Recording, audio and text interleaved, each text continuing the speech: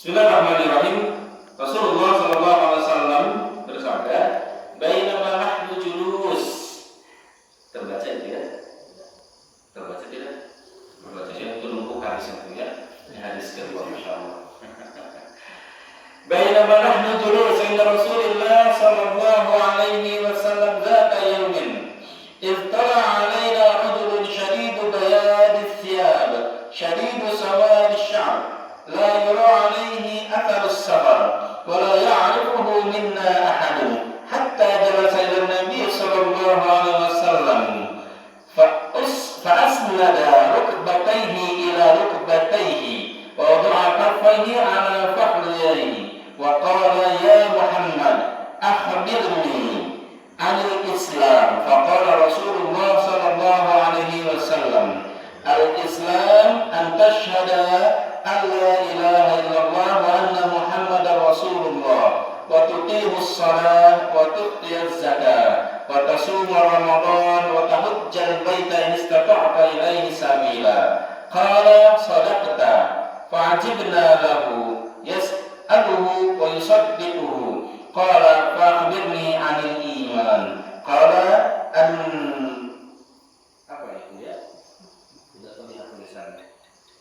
فأخبرني عن الإيمان.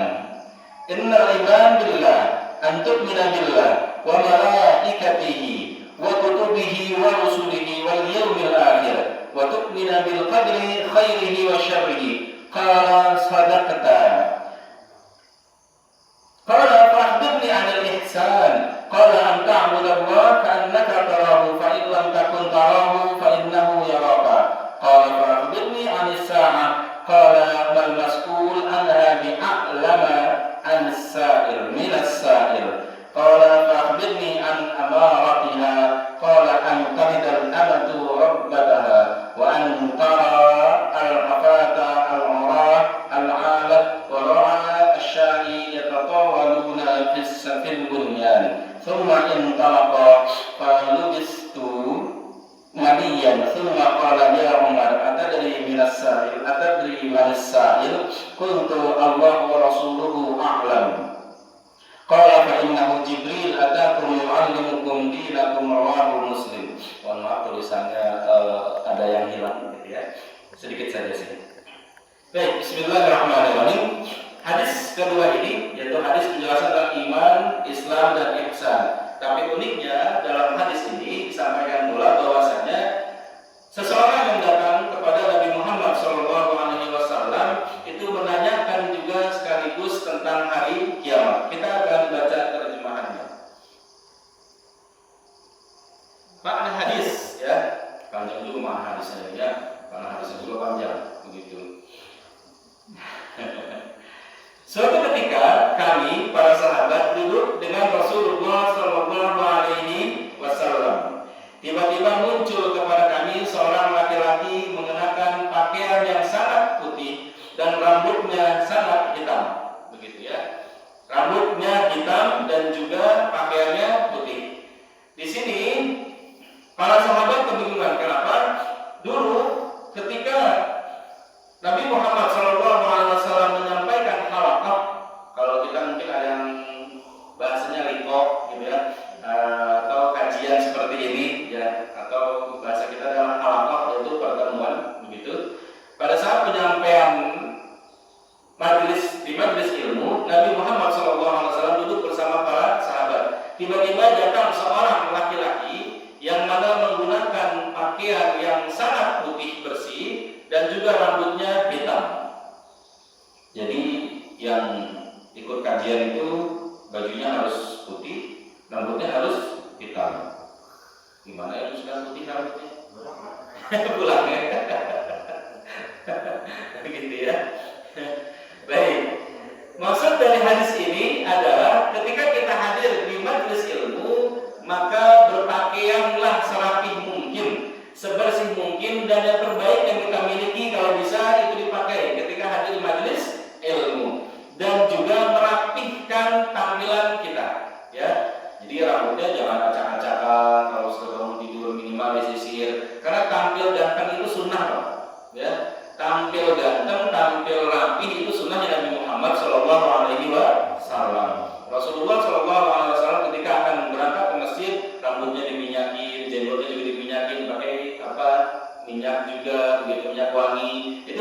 sunnahnya Nabi Muhammad Shallallahu Alaihi Wasallam. Ibu-ibu nggak usah curiga kalau bapaknya rapi datang ke masjid, begitu ya, karena itu adalah sunnah, begitu. Lalu di sini disampaikan pula bahwasanya la yura alaihi athar safar, tapi tidak terlihat bekas safar perjalanan. Dulu Pak, belum ada mobil, belum ada motor, sehingga kalau memang ada orang tidak dikenal, apalagi menggunakan baju putih, pasti pakaiannya minimal kotor, gitu loh. Karena ada gula atau apalah, tidak mungkin serapi ini. Pakaiannya bersih sebersih-bersihnya seperti baru dibeli dari toko, begitu ya. Putih sekali dan rambutnya sangat hitam. Digunakan di sini bahasanya itu adalah sawadus syar, syadid. Syadid itu sangat-sangat ya, sangat hitam rambutnya. La yura alaihi atharus safar. Kemudian di sini beliau pun ya, orang yang datang ini duduk langsung di hadapan Nabi Muhammad Shallallahu Alaihi Wasallam, duduk di depannya. Karena salah satu sunnahnya hadir di majelis ilmu, kalau kita lihat jamaah tabligh Pak, ya jamaah tabligh, kalau seandainya mereka hadir di majelis ilmu langsung rapat ke depan Pak, rapat semuanya ke depan. Kalau kita kan enggak ya, semakin menjauh, melebar, bahkan cari tiang kalau bisa nyender, gitu ya. Ya, tapi itu tidak apa-apa, ya. Dan Pak, mohon maaf, duduknya, kalau ambil dari hadis ini Pak, duduknya orang yang datang tadi duduknya seperti ini. Nah, jadi tidak sila seperti kita Pak, ya, duduknya seperti ini. Makanya di beberapa pesantren Pak masih ada yang menggunakan metode ini Pak, kajian duduknya rapat seperti ini. Bahkan Ustaz almarhum Arifin Ilham mengajarkan kita sesering mungkin duduk seperti ini. Mobil khusus yang ingin punya istri 2, punya istri 3, gitu ya. Ya, ini kata beliau almarhum begitu ya. Saya belum merasakan juga soalnya. Begitu. Ya itu, jadi itu salah satu faedahnya. Itu ada Pak di pesantren Bogor ya, masya Allah itu di pesantrennya anak santrinya duduknya 1 jam seperti itu. Ya, terbiasa 1 jam sampai 1,5 jam mendengarkan ceramah para kiainya, para ustadznya, mengamalkan hadis ini, begitu ya. Tapi tidak apa-apa kalau kita duduk sila ataupun duduknya tidak rapat. Dulu itu kenapa duduknya rapat berhadapan? Karena agar terdengar suaranya. Kalau sekarang sudah ada mikrofon, aman begitu. Makanya sebisa mungkin ketika kita hadir di majelis ilmu, si ustadz ataupun guru yang menyampaikan itu terlihat Pak. Ya. Hari ini kalau kita di kajian tabligh akbar begitu ya, itu kan banyak sekali orang-orang yang tidak melihat, gitu ya, yang tidak melihat penceramahnya. Kadang-kadang ada juga yang sengaja duduk di depan ini speakernya biar kedengeran, gitu ya, ustadznya nggak kelihatan. Afdalnya itu terlihat, bahkan sunnahnya itu dekat, semakin dekat itu semakin besar pahalanya, semakin penuh keberkahannya, begitu. Jadi sunnahnya adalah duduk sedekat mungkin ya, dan juga terlihat. Baik, kita lanjutkan lagi. Kemudian ya, di sini orang tersebut menempelkan kedua lututnya di hadapan Nabi Muhammad Shallallahu Alaihi Wasallam. Begitu dekat. Ya para sahabat kebingungan, masya Allah gitu ya, bingung kalau melihat kejadian ini, karena begitu tiba-tiba orang tidak dikenal ini duduk di hadapan Nabi Muhammad Shallallahu Alaihi Wasallam, lalu menempelkan kedua lututnya kepada lutut Nabi Muhammad Shallallahu Alaihi Wasallam. Setelah itu ternyata orang tersebut meletakkan kedua tangannya di atas kedua pahanya. Nah, ini kan konteks hadisnya Pak. Konteks hadisnya itu wawadu'a kaffaihi ala fakhidaihi, wawadu'a kaffaihi ala fakhidaihi. Dia meletakkan kedua tangannya di atas kedua pahanya. Nah, ini kan jahnya nggak tahu nih, paha siapa yang dipegang begitu loh. Apakah paha orangnya sendiri atau paha Nabi Muhammad Shallallahu Alaihi Wasallam?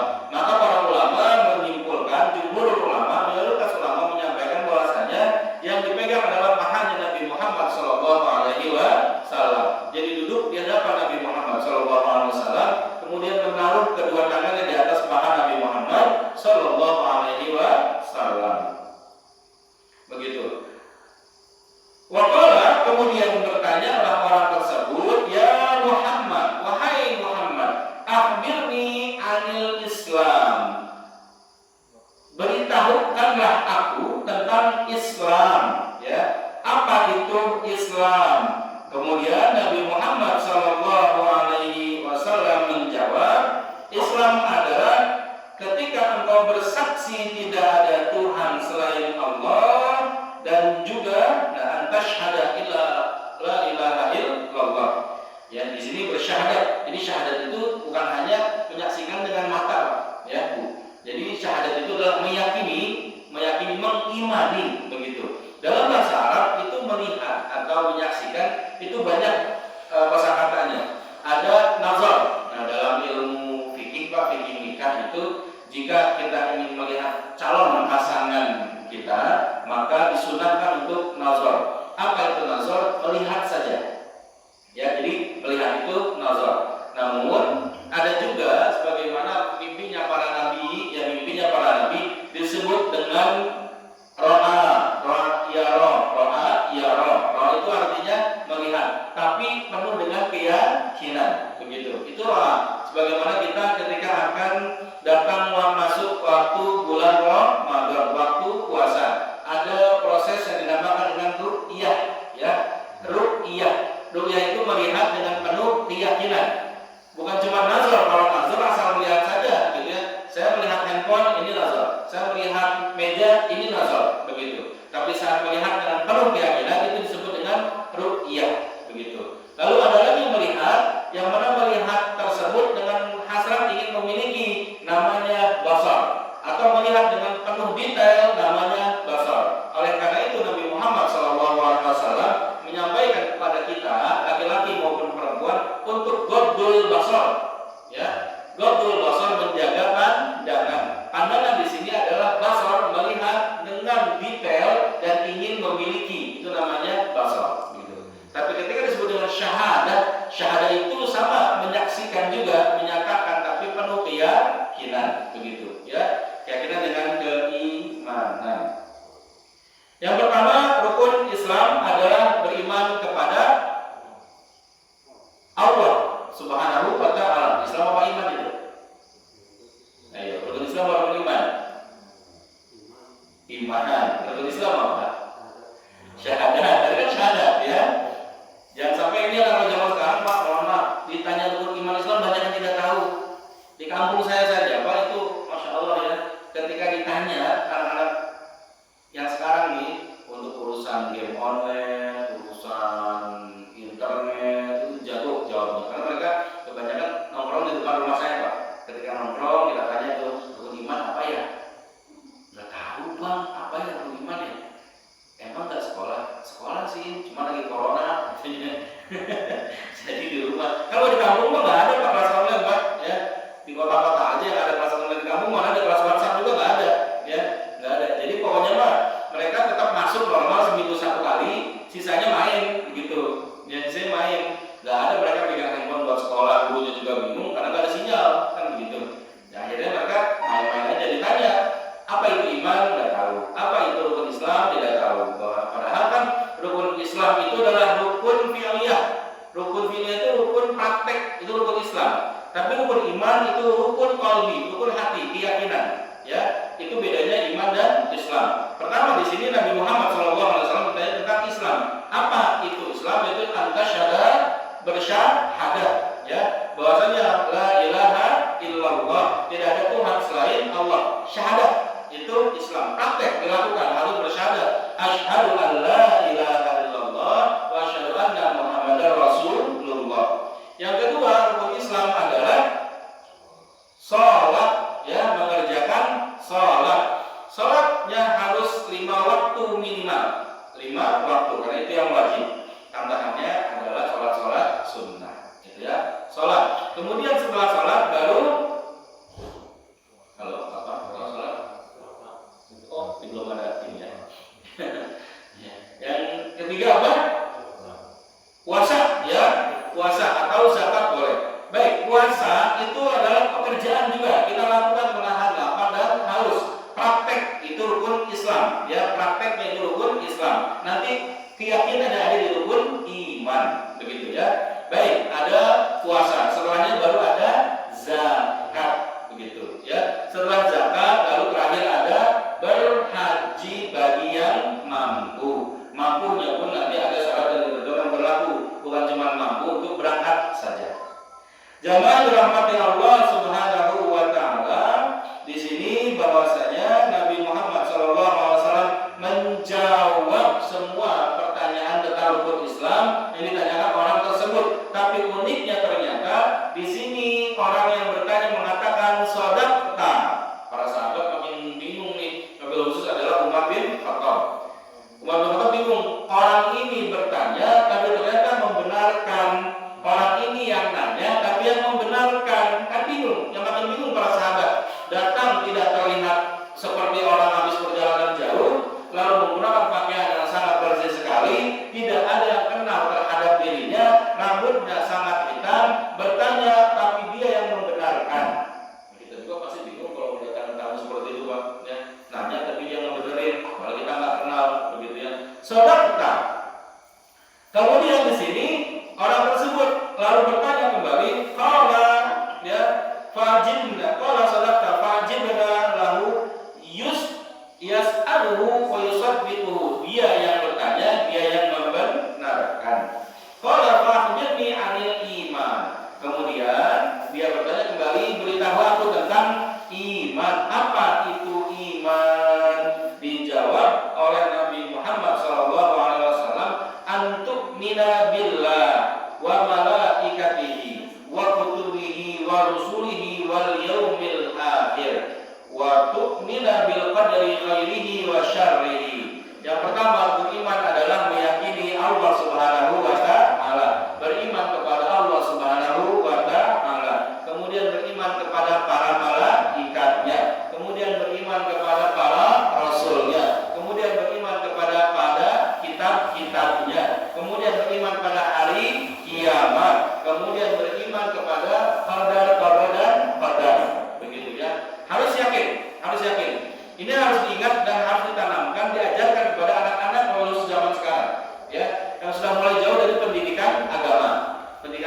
Banyak orang tua hari ini fokus pada pendidikan anak-anaknya, tapi tentang dunia saja.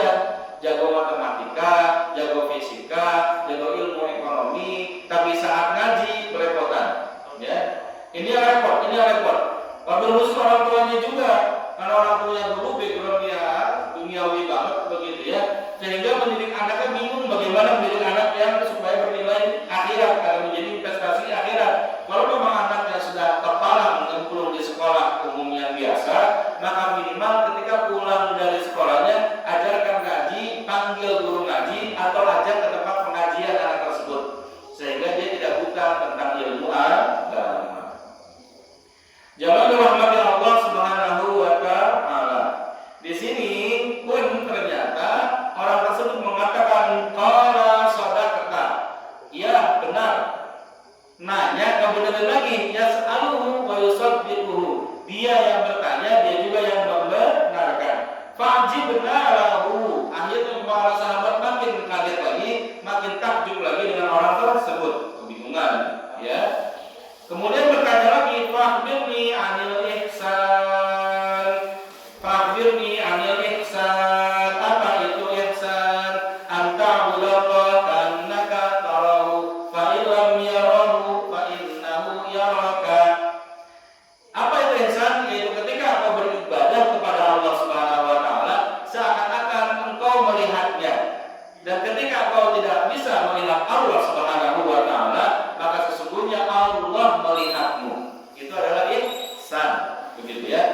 Sebagaimana disampaikan oleh Pak Haji Budori tadi 165, begitu ya, 165. Jadi ibadah prakteknya berupa rukun Islam, ibadah hatinya berupa rukun iman, dan ibadah secara akhlaknya, ya secara etikanya adalah rukun ihsan atau ihsan, begitu ya. Kemudian di sini ditanya lagi, ya orang tersebut bertanya lagi, qala fa'khbirni 'anis saah. Kasih tahu aku dong tentang hari kiamat.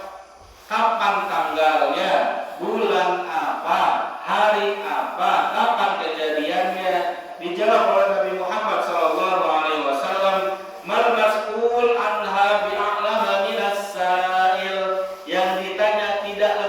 tahu, tidak mengerti daripada yang bertanya. Yang bertanya lebih mengetahui daripada yang ditanya. Begitu, ya. Kemudian bertanya lagi orang tersebut, qala fa'khbirni an amaratiha.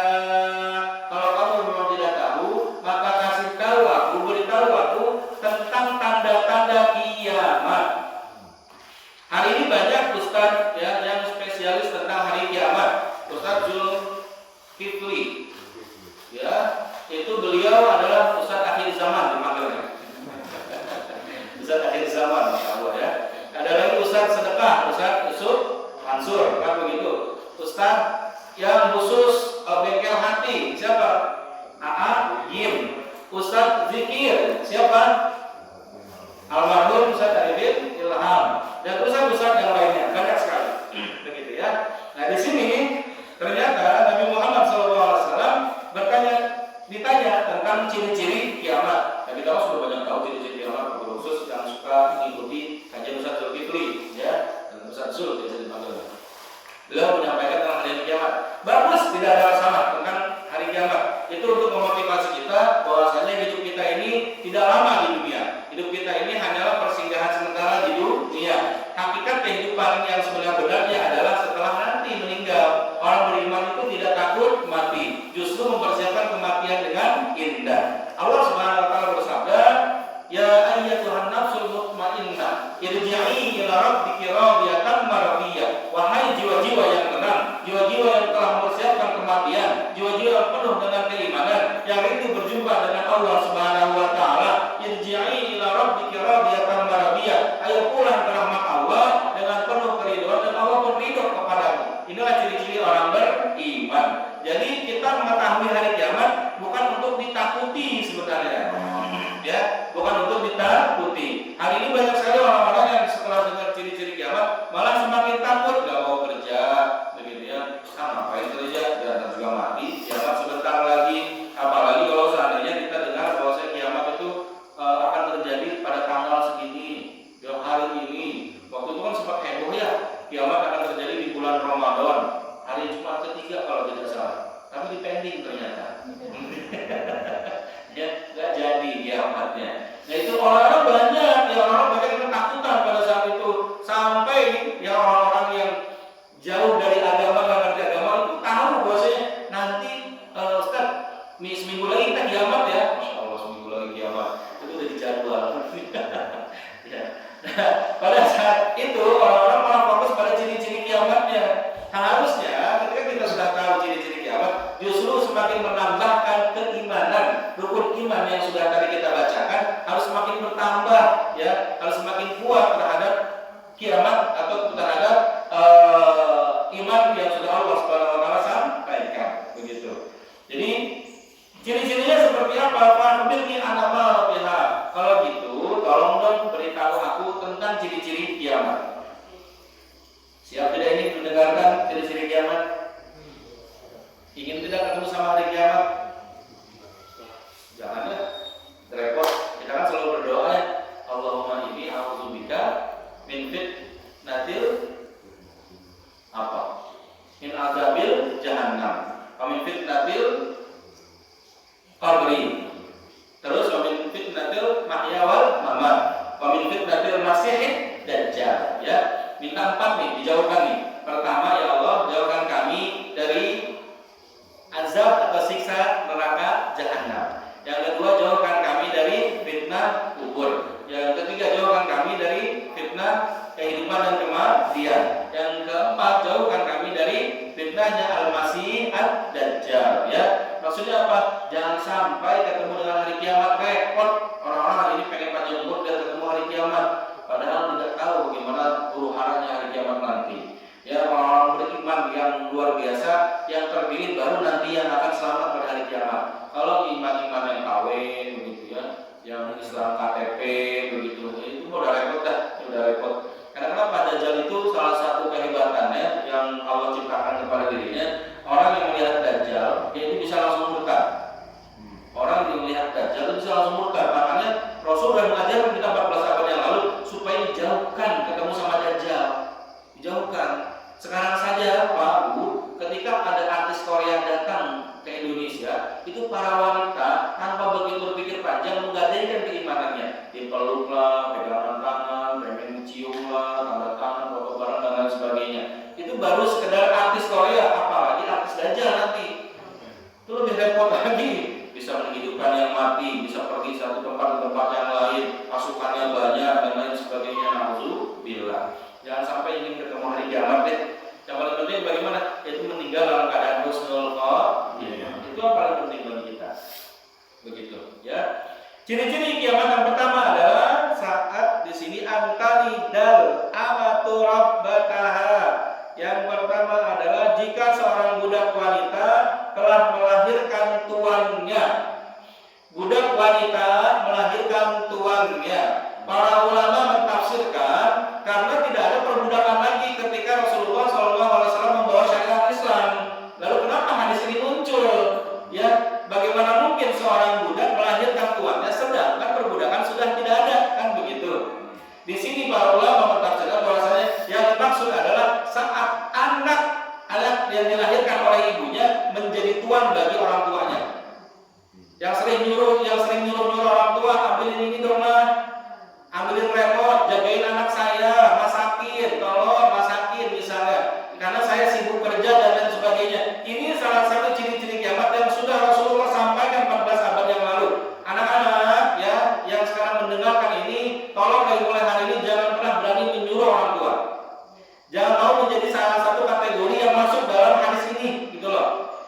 Karena menjadi orang merugi. Kenapa? Karena ini orang-orang yang akan mempercepat hari kiamat, gitu ya. Jangan sampai hari ini banyak banget saya menyaksikan dengan mata kepala sendiri, anak-anak ini diasuh sama neneknya, sama kakeknya, orang tuanya sibuk kerja, orang tuanya sibuk arisan, orang tuanya sibuk belanja, orang tuanya segala macam. Tapi yang anak-anak dititipkan pada kakek dan neneknya.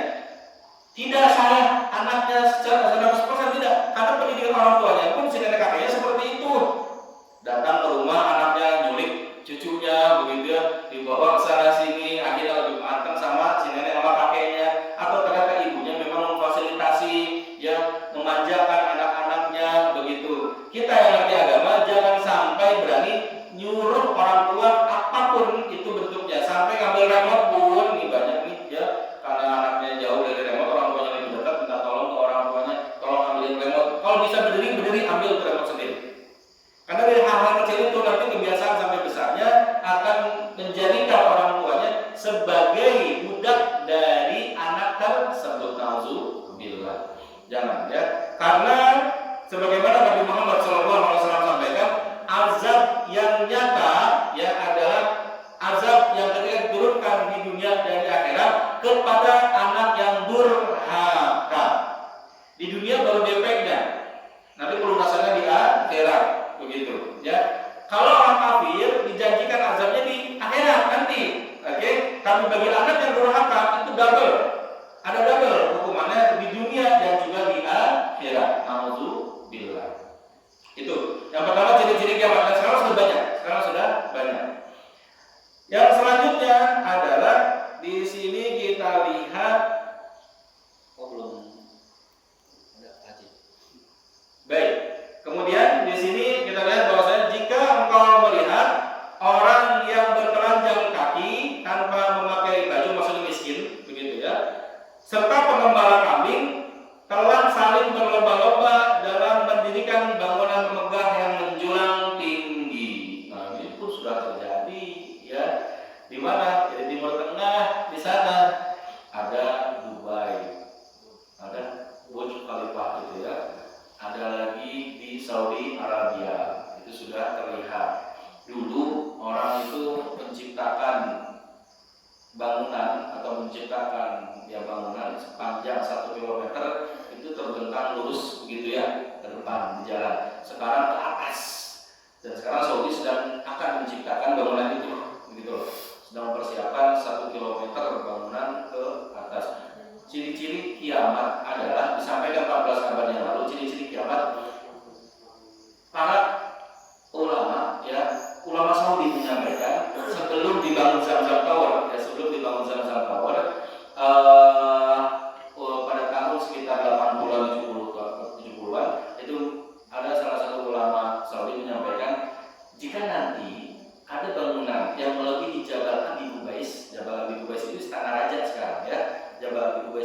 rumahnya Abu Jahal dan kawan-kawannya. Jabal Abi Qubais itu tempat di mana Nabi Muhammad SAW menyampaikan tentang Isra Mi'rajnya. Nabi Muhammad membelah bulan di situ, begitu. Dan para petinggi orang-orang Quraisy tinggal di situ. Jabal Abi Qubais itu letaknya di samping Masjidil Haram yang sekarang menjadi Istana Raja. Dulu gunung itu yang paling tinggi. Ya. Ulama Sawi sampai memprediksi nanti ya ke depannya akan ada bangunan di samping gunung ini yang lebih tinggi daripada gunung tersebut, dan sekarang sudah ada. Hotel-hotel sudah lebih tinggi, begitu ya. Ada Zamzam Tower, begitu. Dan itu salah satu ciri-ciri kiamat. Ada lagi Burj Khalifa, saling membangun dia tinggi. Dulu kan mereka ini orang-orang yang miskin, orang-orang yang ya pakai sandal jepit, misalnya di sini kan menggunakan sandal jepit karena berkeranjang kaki, tidak menggunakan sandal. Tiba-tiba sekarang mereka menjadi orang-orang yang hebat. Maka itu pun ciri-ciri kiamat, begitu ya. Jadi jangan bangga sebenarnya ketika ada bangunan-bangunan yang semakin tinggi di tanah-tanah Timur Tengah sana, wabil khusus di Saudi Arabia, karena itu kategorinya kategori ciri-ciri kiamat, begitu. Ya kita fokus aja ibadah umroh lah ya. Dan sekarang kan lebih banyak orang bangga foto dengan Zamzam Tower, ya. Ibadah umrohnya sibuk sama foto Zamzam Tower, nyari posisi yang pas begitu, mana yang cakep supaya like yang banyak, ya begitu. Nah itu ciri-ciri kiamat yang sudah terjadi juga. Kemudian, ya, aku pun terdiam sehingga Nabi Muhammad SAW bertanya kepadaku. Nah Nabi Muhammad bertanya kepada Umar. Umar pada saat itu kebingungan. Ini orang siapa sih? Begitu loh, ya. Menanyakan tentang iman, Islam, ihsan, kiamat, ciri-cirinya, dan dia semua yang membenarkannya. Wa huwal ladzi yusabbiquhu, dia yang membenarkan semua pertanyaan yang dia lontarkan. Akhirnya Nabi Muhammad SAW berkata, menjawab kepada para sahabat, berkhusus kepada Umar bin Khattab, bahwasanya yang telah bertanya tadi adalah malaikat Jibril, ya. Malaikat Jibril adalah yang bertanya tentang semua itu, dan ini sebenarnya pertanyaan untuk mengajarkan kalian. Rasulullah sudah tahu, sudah paham. Cuman cara metode penyampaiannya unik, begitu loh. Yang unik tidak Rasulullah menyampaikan, tapi datang malaikat Jibril menyerupai manusia. Makanya Pak, Bu, malaikat kalau datang ke atas muka bumi ini sedang mendapatkan tugas untuk menyerupai manusia, maka malaikat akan menyerupai laki-laki, gitu ya, akan menyerupai seorang laki-laki. Sebagaimana Mus'ab bin Umair. Mus'ab bin Umair adalah salah satu sahabat yang meninggal di perang Uhud, ya. Mus'ab bin Umair adalah seorang pemuda yang masuk Islam dalam keadaan kaya raya sebelumnya, orang kaya, namun ketika menyatakan asyhadu alla ilaha illallah wa asyhadu anna Muhammadar Rasulullah, langsung disiksa oleh orang tuanya yang pakaian yang dia pakai hanyalah pakaian dari kalung goni. Datang kepada Nabi Muhammad SAW, cowok ganteng, begitu loh, laki-laki ganteng, kaya tapi mau beriman akhirnya jatuh miskin, begitu. Allahumma shalli ala Muhammad, Allahumma shalli ala Muhammad, Allahumma shalli ala Muhammad. Mus'ab bin Umair, masya Allah, akhirnya meninggal dunia di perang Uhud, memperjuangkan panji Rasulullah SAW, panji Islam, ya. Jadi dulu Pak, Bu, ketika berperang, wabil khusus di perang Uhud, yang diincar itu yang memegang panji. Karena kenapa? Itu adalah sumber kekuatan. Saat panji itu masih berdiri, para sahabat masih semangat untuk berperang. Tapi panji ini jika jatuh ke tanah, maka menunjukkan bahwasanya mereka sudah mulai lemah. Dan di sini Mus'ab bin Umair memegang panji tersebut, ditebas tangan kanannya, ambil lagi dengan tangan kirinya. Ditebas lagi tangan kirinya, diambil dengan kedua tangan sudah putus begini. Akhirnya ditusuk Mus'ab bin Umair, seluruh tubuhnya meninggal. Mus'ab bin Umair digantikan panji tersebut oleh sahabat yang lain. Mus'ab bin Umair pada saat meninggalnya, sampai para sahabat kebingungan karena kain kafan untuk menutupinya tidak cukup. Ditarik ke atas kakinya terlihat, ditarik ke bawah kepalanya terlihat, begitu. Saking cintanya malaikat dengan Mus'ab bin Umair, malaikat jika menyerupai manusia maka akan meminjam wajahnya Mus'ab bin Umair. Masya Allah, bagaimana rasanya dikasihin sama malaikat ya. Dan kita mah kalau lihat orang sudah meninggal ketemu di jalan malah disebut penampakan ya. Kabur gitu. Para sahabat di Madinah pada saat di pasar itu melihat ada seorang laki-laki yang terlihat seperti wajahnya Mus'ab bin Umair. Akhirnya mengadukan kepada Nabi Muhammad.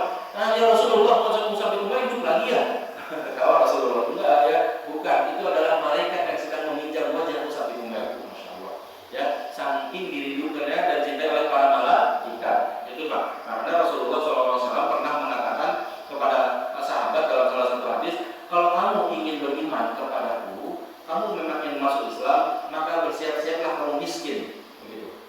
Maksudnya apa? Yang mempersembahkan seluruh jiwa raga harta untuk Allah Subhanahu wa taala. Karena orang-orang yang orientasinya dunia, maka mereka akan memikirkan bagaimana jadi orang kaya.